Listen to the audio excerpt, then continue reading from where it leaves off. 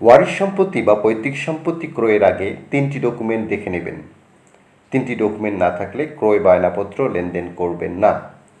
প্রথমত হচ্ছে ওয়ারিশ সনদপত্র, দ্বিতীয় হচ্ছে পারিবারিক ভাগবন্টন রেজিস্ট্রেশন দলিল, 3 নম্বর হচ্ছে নামজারি খতিয়ান এবং এর সঙ্গে আরও কিছু বিষয়। যেমন বিক্রেতা যে সূত্রে মালিক হলো তার পূর্বের মালিক কোন সূত্রে মালিক তার দলিল খতিয়ান কপি যাচাই করে নেবেন। এই 3টি ডকুমেন্ট যার কাছে থাকবে না তার দখলে জমি থাকুক বা পারিবারিক মৌখিক বন্টন হোক, আপনি ক্রয় করবেন না। অনেকেই মৃত পিতামাতার নামের সম্পত্তি অন্যান্য ভাই বোন বা ওয়ারিশদের না জানিয়ে গোপনে বিক্রি করে দেয়। আরেকটা বিষয় হচ্ছে মৌখিক ভাগ। মৌখিক ভাগ কোনো দলিল নয়। মৌখিক বন্টনের কোনো মূল্য নেই, মৌখিক কথার কোনো দাম নেই।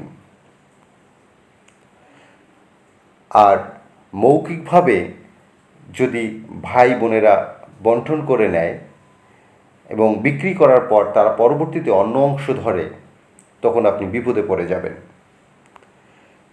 ওয়ারিশ সনদ, বন্টননামা, রেজিস্ট্রেশন দলিল যার আছে তার সম্পত্তিতে কখনোই কোনো ওয়ারিশ ঝগড়া বিবাদ সৃষ্টি করতে পারবে না। ওয়ারিশ সনদপত্রটি প্রমাণ করে যে প্রত্যেক ওয়ারিশ সম্পত্তির মালিক। বন্টননামা, রেজিস্ট্রেশন দলিল প্রমাণ করে যে প্রত্যেক ওয়ারিশের সম্পত্তিতে বন্টননামা, রেজিস্ট্রেশন দলিল করা যায়। আবার দেখতে হবে ওয়ারিশ সনদ সঠিক কিনা, প্রত্যেক ওয়ারিশগণের নাম সঠিকভাবে উল্লেখ করা আছে কিনা। অনেকেই বোনের অংশ না দিয়ে বিক্রি করে দেন। তিনি ক্রয় করেন, সেই লোক বিপদে পড়ে যায়। কারণ ক্রেতা বিক্রেতার কাছ থেকে জেনে নেওয়া উচিত যে বিক্রেতা কোন সূত্রে সম্পত্তির মালিক হলো, সেই সব ডকুমেন্ট দেখা উচিত।